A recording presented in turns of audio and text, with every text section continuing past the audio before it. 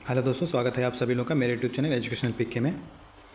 तो हम लोग आज देखेंगे इंग्लिश ग्रामर का। इसमें चैप्टर होगा क्रिया। दोस्तों, जो ग्रामीण क्षेत्र से विद्यार्थी प्रवेश करते हैं उनको अंग्रेजी में काफ़ी समस्या होती है। इसी को मद्देनज़र रखते हुए हम आप लोगों के लिए इंग्लिश का क्लास लेकर के आए हुए हैं, जो आपको बहुत ही आसान भाषा में पूरे टॉपिक को कवर किया जाएगा, जो आपके आने वाले एसएससी एग्ज़ाम और अदर एग्ज़ाम में काफ़ी महत्वपूर्ण साबित होगा। तो चलिए बिना देर करते हुए देखते हैं आज का पहला चैप्टर क्रिया। दोस्तों, क्रिया किसको बोलते हैं? क्रिया बोलते हैं इंग्लिश में उसको वर्ब बोला जाता है। क्रिया को इंग्लिश में क्या बोला जाता है? वर्ब बोला जाता है। वह सब जो किसी व्यक्ति या वस्तु के बारे में कुछ कहता हो, वर्ब कहलाता है। अब जैसे मान लीजिए कि हम कोई एक हिंदी में सेंटेंस लेते हैं कि वह खाना खाता है, वह खाना खाता है। अच्छा दोस्तों, यहाँ पे जो वाक्य दिया हुआ है इसमें आप लोगों के क्या समझ में आ रहा है? यह किसके बारे में क्या बता रहा है? तो संज्ञा हो जाएगा। वह बताता है कि खाना खाता है। क्या खाता है? खाना खाता है। खाना को क्या करता है? खाता है। खाना को क्या करता है? खाता है। तो इसमें जो है वर्ब क्या हो जाएगा? खाता। इसमें वर्ब क्या हो जाएगा? खाता है। इसी को बोला जाता है वर्ब। यानी कि क्या बोला है? जो किसी व्यक्ति या वस्तु के बारे में कुछ कहता हो। अब जैसे वह को न लेकर के यहाँ पे मोहन ले लो, ठीक है? मोहन ले लो, एक संज्ञा है, ये भी सर्वनाम संज्ञा है। मोहन को ले लेते हैं। मोहन खाना खाता है। मोहन के बारे में क्या बता रहा है? तो मोहन को बता रहा है कि मोहन खाता है, खाना खाता है। समझ में आ गया दोस्तों? इसके बारे में बता रहा है कि वह खाता है, तो ये क्या हो जाएगा? वर्ब हो जाएगा, ठीक है? तो इसी को बोलते हैं वर्ब। चलिए देखते हैं आगे। अब दोस्तों, वर्ब जो होता है, वर्ब के दो पार्ट होते हैं, ठीक है? वर्ब के क्या होते हैं? दो पार्ट होते हैं। तो पार्ट वन को बोला जाता है ट्रांजिटिव वर्ब। ट्रांजिटिव वर्ब किसको बोलते हैं? वह वर्ब, यहाँ पे वर्ब होगा, वर्ग नहीं है ये, यहाँ पे वर्ब होना चाहिए, यहाँ पे वर्ब होना चाहिए, वर्ब। वह वर्ब जो अपना अर्थ स्पष्ट करने के लिए ऑब्जेक्ट लेता है, यानी ऑब्जेक्ट का प्रयोग होता है। जैसे मान लीजिए ये दिया है the man killed a snake. एक सांप को जो है, एक सांप को आदमी ने क्या किया? मार दिया। एक सांप को आदमी ने क्या किया? मार दिया, ठीक है? तो ये स्नेक जो है ना, स्नेक, यही क्या है? ऑब्जेक्ट है। यही क्या है? ऑब्जेक्ट है। और किल्ड इसमें जो दिख रहा है आपको, ये वर्ब है। क्या है? वर्ब है। आदमी को क्या बता रहा है? आदमी ने सांप को क्या किया? मार दिया। तो अभी हमने पढ़ा था कि जो किसी व्यक्ति या वस्तु के बारे में बताता है तो उसी को क्या बोलते हैं? वर्ब बोलते हैं। यानी कि आदमी क्या किया? स्नेक को मार दिया, और स्नेक क्या हो जाएगा? ऑब्जेक्ट हो जाएगा, ठीक है? ये क्या हो जाएगा? ऑब्जेक्ट हो जाएगा। तो इसमें बोल रहा है कि ट्रांजिटिव वर्ब जो होता है वो अपना अर्थ स्पष्ट करने के लिए क्या करता है? क्या करता है? ऑब्जेक्ट लेता है। बिना ऑब्जेक्ट के ट्रांजिटिव वर्ब नहीं बनता है। तो ये ट्रांजिटिव वर्ब का उदाहरण है, ठीक है? चलिए और कुछ उदाहरण को हम देख सकते हैं। जैसे मान लीजिए दूसरा हम उदाहरण अगर देखते हैं तो जैसे हम देखते हैं the boy open the window. अब लड़का क्या कह रहा है? खोल रहा है। किसको? विंडो को। तो विंडो इसमें ऑब्जेक्ट बता रहा है और ये जो है क्रिया है। तो ये क्या है? ट्रांजिटिव वर्ब का उदाहरण है। जब भी ट्रांजिटिव वर्ब होगा तो उसके बाद जो है ऑब्जेक्ट का प्रयोग किया जाता है। चलिए नेक्स्ट देखते हैं। अब देखते हैं इंट्रांजिटिव वर्ब। इंट्रांजिटिव वर्ब वह वर्ब होता है जो अपना अर्थ स्पष्ट करने के लिए ऑब्जेक्ट का प्रयोग नहीं लेता है। जैसे इसमें दिया है द सन शाइन्स। सूर्य क्या है? चमकता है। तो चमकना ये क्या है? एक ये क्रिया है। ये एक क्या है? क्रिया है, मुख्य क्रिया है, ठीक है? तो इसमें इसके बाद ऑब्जेक्ट नहीं आया है, तो ये इंट्रांजिटिव वर्ब का उदाहरण है। अब इसमें कुछ इंपॉर्टेंट फैक्ट्स देखेंगे जो वर्ब का दिया होगा। तो transitive verb give, ask, offer, promise, tell. ये जो है ट्रांजिटिव वर्ब जो है ना, give, ask, offer, promise, tell, दो ऑब्जेक्ट लेते हैं, जिनमें एक इनडायरेक्ट ऑब्जेक्ट होता है और दूसरा जो होता है डायरेक्ट ऑब्जेक्ट होता है। व्यक्ति सूचक को इनडायरेक्ट ऑब्जेक्ट कहा जाता है द वस्तु सूचक को डायरेक्ट सब्जेक्ट कहा जाता है। इनडायरेक्ट ऑब्जेक्ट का प्रयोग डायरेक्ट ऑब्जेक्ट के पहले होता है, अर्थात डायरेक्ट ऑब्जेक्ट का जो प्रयोग होता है इनडायरेक्ट ऑब्जेक्ट के बाद में होता है। चलिए इसको हम उदाहरण के तौर पे समझेंगे, तब समझ में आएगा।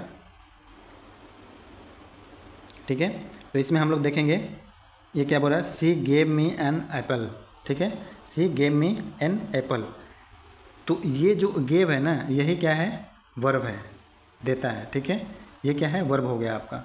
ठीक है, और ये मी जो है, मी, इसी को बोलते हैं हम क्या, इनडायरेक्ट। इनडायरेक्ट क्या है, ये ऑब्जेक्ट है, इनडायरेक्ट ऑब्जेक्ट है, इनडायरेक्ट ऑब्जेक्ट। एन एप्पल जो है, एन एप्पल क्या है, एन एप्पल जो है डायरेक्ट ऑब्जेक्ट है, डायरेक्ट ऑब्जेक्ट, डायरेक्ट ऑब्जेक्ट। ठीक है, तो ये क्या बोल रहा था कि इनडायरेक्ट जब भी आएगा, इनडायरेक्ट जब भी आएगा, रूल नंबर 1 में ट्रांजिटिव वर्ब जैसे give, ask, offer.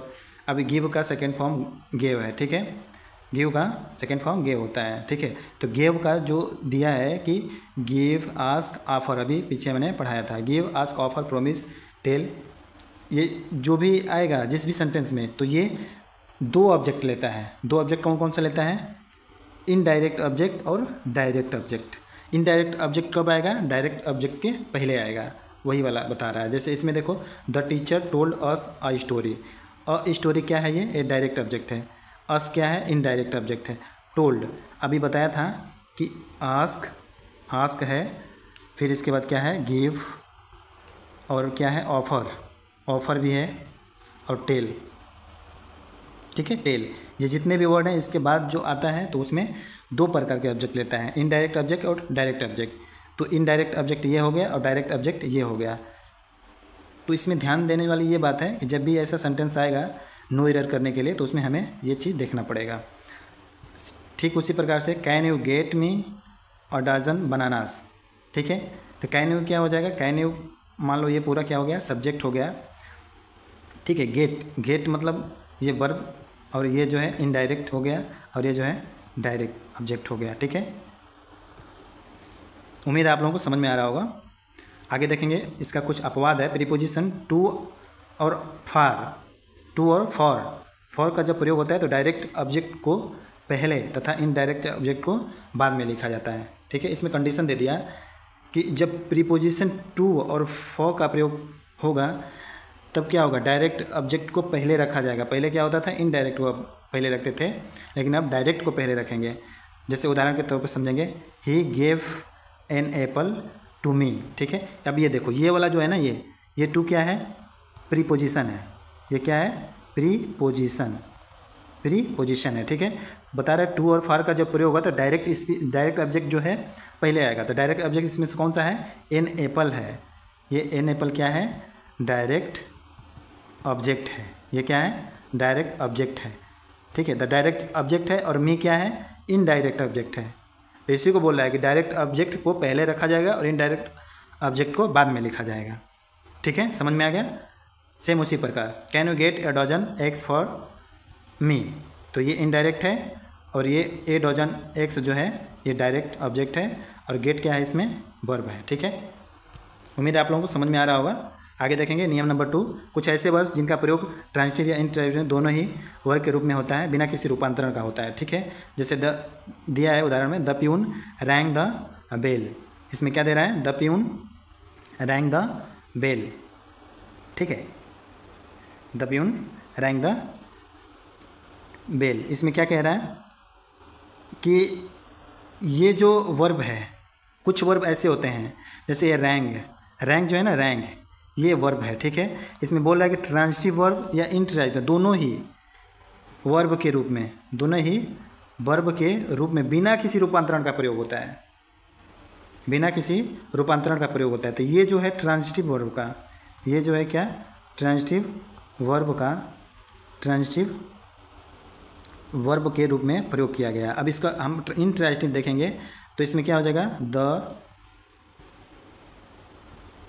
Bell rang. अब देखो यहाँ पे, ठीक है, अब देखो यहाँ पे इंट्रांजिटिव वर्ब जो है, इंट्रांजिटिव वर्ब ये है, इंट्रांजिटिव वर्ब में एकदम सेम वैसे ही प्रयोग हुआ है जैसे कि ट्रांजिटिव वर्ब में हुआ है।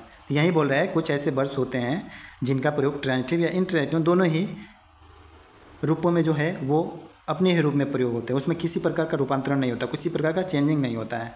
तो वही बोले यहाँ पे भी रैंक का प्रयोग हुआ है, यहाँ पे भी रैंक का प्रयोग होगा। एक और उदाहरण के तौर पे मैं समझा देता हूँ, एक और उदाहरण ले लेंगे, समझ में आ जाएगा।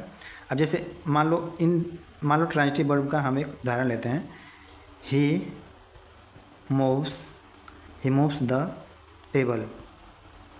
वह टेबल को क्या करता है, हटाता है, ठीक है। अब ये जो है ट्रांजिटिव वर्ब का उदाहरण है, अभी भूलो मत। ट्रांजिटिव वर्ब के लिए क्या प्रयोग होता है, इसमें ऑब्जेक्ट का प्रयोग होता है। इसमें क्या है, ये ऑब्जेक्ट है और ये क्या है, वर्ब है, ठीक है, ये नाउन है, ठीक है। अब इसको हम इंट्रांजिटिव में लिखेंगे तो इंट्रांजिटिव का जैसे मान लो द अर्थ मूव्स, पृथ्वी क्या है, गति करती है या घूमती है, ठीक है। तो देखो यहाँ पे भी वही प्रयोग होगा और यहाँ पे भी वही प्रयोग होता है, इसमें कोई प्रकार का चेंजिंग नहीं होता है, यही कहने का मतलब है। आगे देखेंगे, अपवाद है, कम, गो, फॉल, डाई, स्लीप, लाई का प्रयोग जो है अलग अलग जगह पे अलग होता है, ठीक है।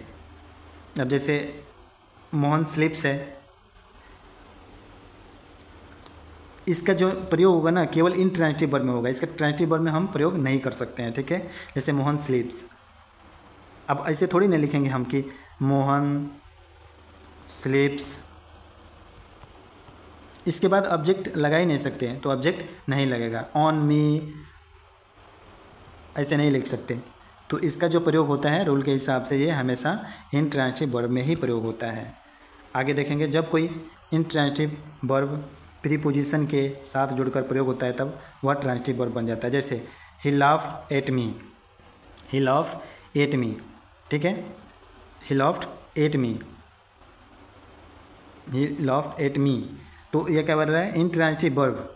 इंट्रांजिटिव वर्ब प्रीपोजिशन के साथ जुड़ जाता है तब वह ट्रांजिटिव वर्ब बन जाता है। ओके, तो यहाँ पे ये जो प्रीपोजिशन दे रहा है एट, अगर इंट्रांजिटिव वर्ब में प्रीपोजिशन लगा देने पे वो क्या बन जाता है, वो ट्रांजिटिव बन जाता है, क्योंकि ये वर्ब तो हो गया, एट के बाद मी है तो ये क्या है, एक प्रकार का ऑब्जेक्ट है, ठीक है, इसीलिए वो ट्रांजिटिव वर्ब बन जाता है। Radha look into the matter, अब मैटर यहाँ पे ऑब्जेक्ट हो गया और इनटू जो है यहाँ पे क्या होगा, प्रीपोजिशन हो गया, लुक्ड हो गया वर्ब, तो ये एक प्रकार का क्या है, ट्रांजिटिव वर्ब है, क्योंकि ट्रांजिटिव वर्ब बनाने के लिए उसमें ऑब्जेक्ट का प्रयोग किया जाता है और ऑब्जेक्ट के पहले यदि प्रीपोजिशन आ जाए, ठीक है, या मेन वर्ब के बाद यदि प्रीपोजिशन आ जाए तो अपने आप वो क्या बन जाता है, ट्रांजिटिव वर्ब बन जाता है। आगे देखेंगे, अपवाद है, कभी कभी प्रीपोजिशन वर्ब के पहले भी प्रयोग किया जाता है, पहले भी प्रयोग किया जाता है। जैसे the Yamuna river overflows it's bank, अब यहाँ पे जो ओवर दिया है, ओवर, ये क्या है, ये फ्लो जो है वर्ब है, मेन वर्ब है, तो फ्लो के पहले ही ओवर यानी कि प्रीपोजिशन, ये क्या है, प्रीपोजिशन है, ये प्रीपोजिशन है और ये क्या है, मेन वर्ब है, ठीक है। तो ये क्या बोल रहा है, प्रीपोजिशन वर्ब के पहले का प्रयोग किया जाता है, तो ये वर्ब के पहले भी अगर प्रयोग होगा तो भी ये क्या है, एक प्रकार का ट्रांजिटिव वर्ब है, ठीक है। अब जैसे मान लो ये अकबर है, ये अकबर ओवरकम द एनिमी, अब कम के आगे ओवर लगा है तो ओवर क्या है, प्रीपोजिशन है, ये वर्ब है, वर्ब के पहले भी यदि प्रीपोजिशन लग जाए तो भी वो क्या है, एक प्रकार का क्या है, ये ट्रांजिटिव वर्ब का उदाहरण है।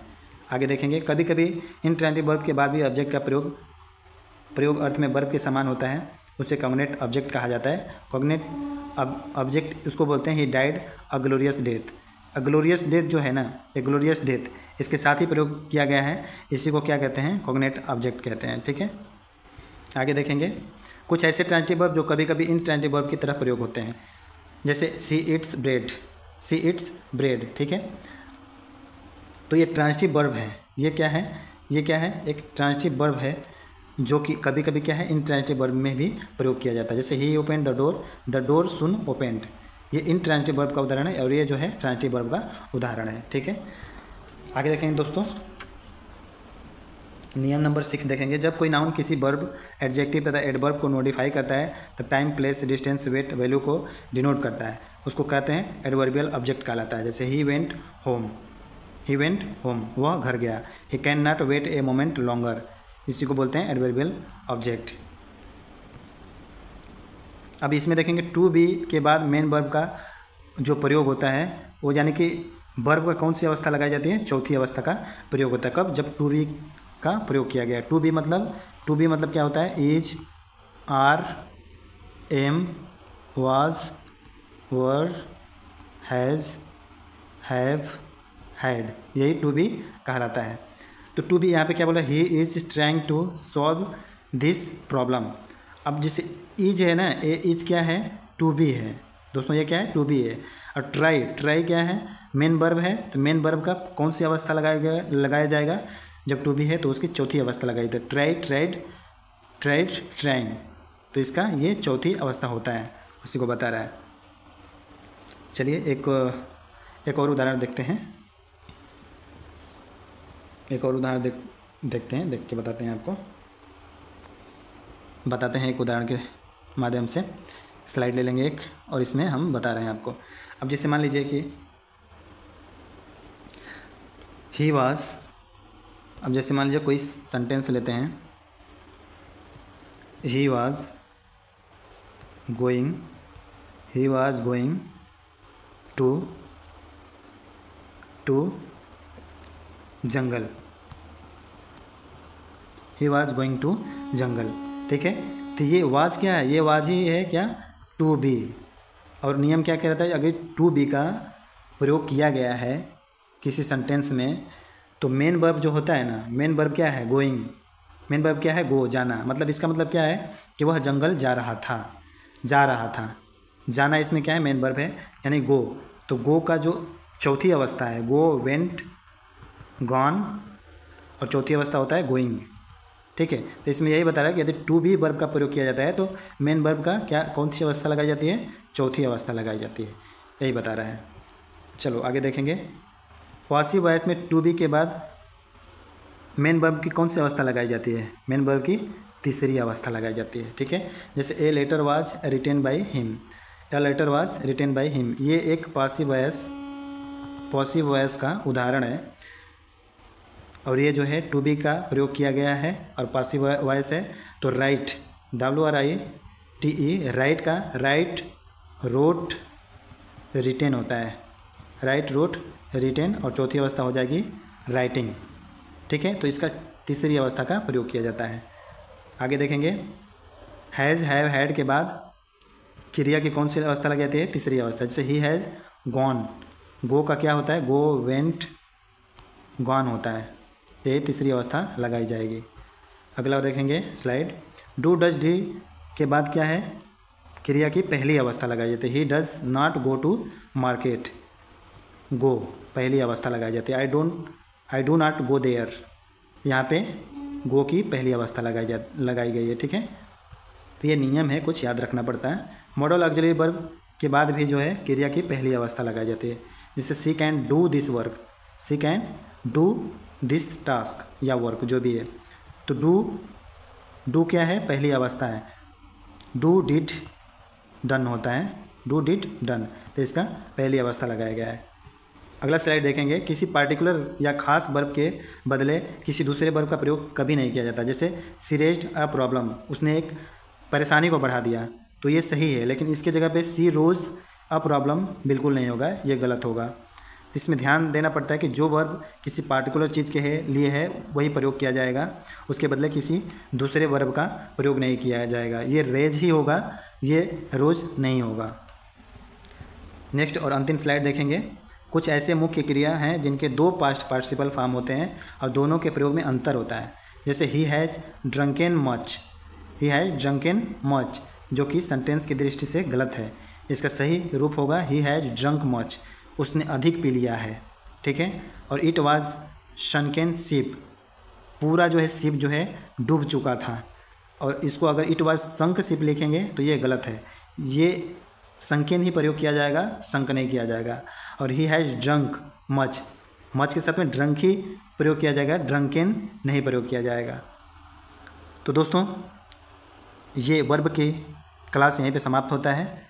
यदि आपको समझ में आया हो तो मेरे वीडियो को लाइक कीजिए, शेयर कीजिए, और चैनल को पहली बार देख रहे हैं तो मेरे चैनल को सब्सक्राइब कीजिए। इंग्लिश के पूरे टॉपिक कवर किया जाएगा, वो भी बिल्कुल मुफ्त, और इस पे क्वेश्चन भी कराए जाएंगे जो कि आपके एग्ज़ाम की दृष्टि से बहुत ही महत्वपूर्ण होगा।